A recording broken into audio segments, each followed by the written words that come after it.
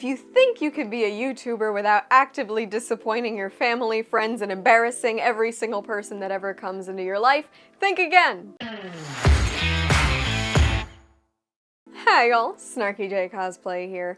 I've been doing YouTube for coming up on 3 years now, and in the time that I've been doing it, I found a lot of different things that were sort of revelations over that time period, and they didn't come to me immediately, so I thought I should make a video to give some sort of advice, some tips to folks who are thinking of opening a YouTube channel for the purpose of being content creators slash YouTubers. So here are 7 things you should know before starting a YouTube channel. But first, a word from this video's sponsor. I'm always trying to cut corners and find new ways to save money, but it's hard to do that when so many subscription services are quietly charging you every month, like food delivery services that I may or may not still be abusing. Well, if you're like me, today's sponsor, Rocket Money, is here to help. Rocket Money is the personal finance app that helps you cancel subscriptions, lower bills, and manage your money better. I'm using Rocket Money to cancel subscriptions I no longer need or want. I had totally forgotten I was being charged every month, not just for Uber Eats, but also DoorDash. Rocket Money safely and securely identifies recurring charges and cancels unwanted subscriptions for me. I can cancel directly through the app with just a few taps, and I don't have to worry about dealing with any customer service representatives. I'm also using Rocket Money to set budgets. With so many conventions, events, and costumes I want to make this year, it helps to have Rocket Money constantly analyzing my spending habits to create personalized budgets so I can stay within my limits and organized. Rocket Money has helped save its customers up to $740 a year when they use all the features, with over $500 million in canceled subscriptions. To save more and spend less, join the over 5 million members using Rocket Money today. Go to rocketmoney.com/snarkyjay or click the link in the description to get started for free. You can also unlock even more features with premium. That's rocketmoney.com/snarkyjay to get started for free. Number 1, whatever time you're planning on putting into it, triple it and then add half. When I first started doing YouTube, initially I was just throwing stuff at the wall and seeing what stuck. And then after a few months, I decided I was going to take this full time. And to be completely honest, I expected it to be a lot easier than it was. I thought I'll sit down and write a couple of videos once a week, I'll record once a week, and that'll be it. In the beginning, it basically seemed like I was walking on a treadmill at the slowest speed, and that carrot was being held right out of reach.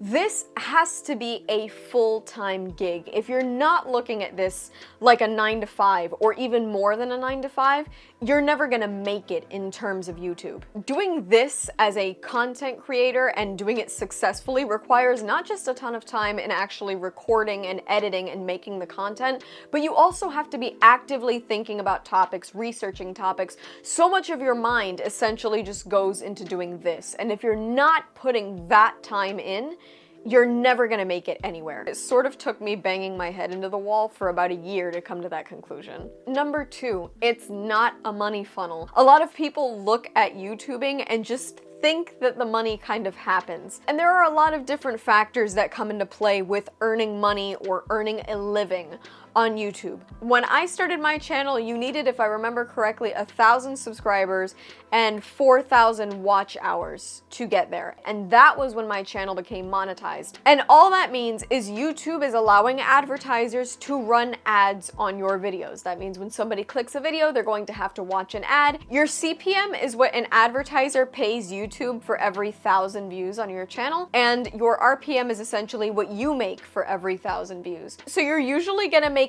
30%, that's what's coming to you. And there's also the factor of different niches making different amounts of money. A channel like mine makes less than $3 per 1,000 views. That is rough. It takes a lot of views to make real money, so it's not a super lucrative business, at least not at the start. Number 3, people will never consider this a real job. This is technically my 9 to 5, and to be completely honest, this is way more than a 9 to 5. Most days I start working at around 8:30. I usually work up until about maybe 5 or 6. That's when I do my workout, and a lot of times I'll actually come back and either either keep editing or keep looking at insights or write up more ideas for the next day. And so you find that you don't have a routine, right? You're not like most of the people in your life where you're gonna wake up at maybe 7, go get ready for work and get to the office at 9, by 5 you're out, you're home at 6, and you do it all the next day. It's not like that, and you often seem like the unemployed friend, because if you wanted to grab lunch on a Wednesday afternoon, you could probably move your schedule around and make it happen because you're not at an office and you don't have a real boss. But it doesn't mean that the amount of time and effort that you're putting into it isn't a job. Unfortunately, the way people look at it, you post maybe 3 to 4 8 to 12 minute videos a week, and so they think, wow, that's maybe what, 3 hours of work? That's kind of what it looks like from the outside looking in. So it can be really difficult to get people to understand, like, hey, I'm doing real work here. Your distant relatives will probably think you're just mooching off your parents are probably embarrassed to say what you do, and your friends probably think you're a bum, but if you're willing to get through that, you can build a successful channel if you just brush all of that off. Number 4, the algorithm is real and it is fickle. So most of the time when content fails, I don't think it's valid or fair or even productive to blame it on the algorithm, because there's a lot of reasons why something you put out doesn't work. Maybe the length of it was too long or too short. Maybe people didn't like what you had to say. Maybe the thumbnail and title weren't catchy enough. Maybe you posted it on an off day. There are so many reasons that could affect why something didn't do well. But the fact of the matter is that the algorithm that pushes YouTube content is also really fickle. A lot of the times they will latch onto something and show it to as many people as possible at any random point. I had a short that I posted months ago suddenly blow up a month ago, maybe 3 or 4 months after it had been originally posted, and it got over 1.5 million views several months later. I don't know why the algorithm decided to push that when it did, and that's one of those inexplicable things that you'll never quite figure out. It's odd. You can't blame it for when things don't work out. I think you get a lot further by looking inward and getting into a little introspection to try and figure out why something didn't happen the way you wanted it to. But the fact of the matter is that the algorithm can either put you on a pedestal and boost you to success, or it'll knock you right off of it and you'll feel like absolute shit. The point is not to take these failures super personally. The point is instead to try and find a reason, to try to strategize, because really blaming a robot is not gonna help you. Number 5, you have to be open to redirecting. You might have a certain idea for content that you have in mind. And if you start putting out that content and you realize it's not working, and maybe your audience is responding to a different part of what you're doing, then it's time to redirect. You have to be willing to take that response from the audience and from the site and move into a different direction. When I started, my plan was to do 2 main things with the channel. I wanted to review movies and TV shows, and I also wanted to recap them in ways where I could cover different aspects of lore, Easter eggs, all that kind of stuff. And when I started the channel, I realized I'm not a super entertaining reviewer. I also realized that while I do know a lot of lore and I have a lot of knowledge, there are people out there with 17 times the amount of lore and knowledge and information that I have. In terms of both of those things, I realized that the audience wasn't responding as much. It wasn't until I reviewed She-Hulk, where yes, I was recapping, but I also ended up just ranting and sort of being funny, I guess, that I realized what people were coming to this channel for. And so with that, I basically had 2 options. I could have either A, kept banging my head against the wall and doing the thing I set out to, or B, I could modify the content strategy. And if you look at my channel over the past 2 years,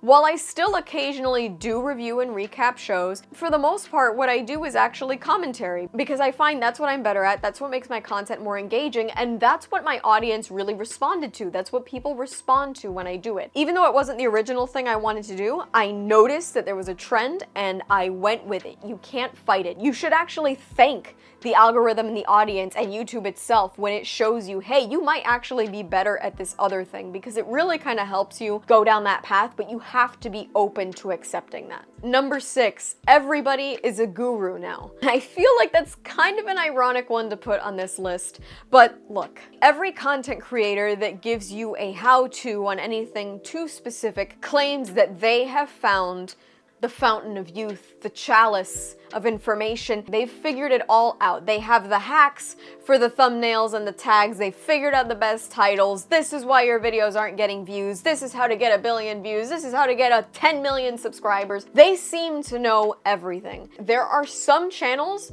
that really can be a book of knowledge in providing information. I've seen some videos from guys like Colin and Samir that can be super helpful, but I've also seen a lot of videos that just seem like people trying to sell courses and make you think that they've figured it out and they really haven't. And the fact of the matter is that there's a lot of people saying a lot of different things, but I think you also need to take everything with a grain of salt. Because look, what worked for Gary Vee really didn't work for SnarkyJay, and what works for SnarkyJay might not work for you. A lot of people have entire teams devoted to this stuff. I don't, so I can't take the content strategy of somebody with a team of writers and apply it to my own channel because I'll burn myself out. I think you need to take it all with a grain of salt.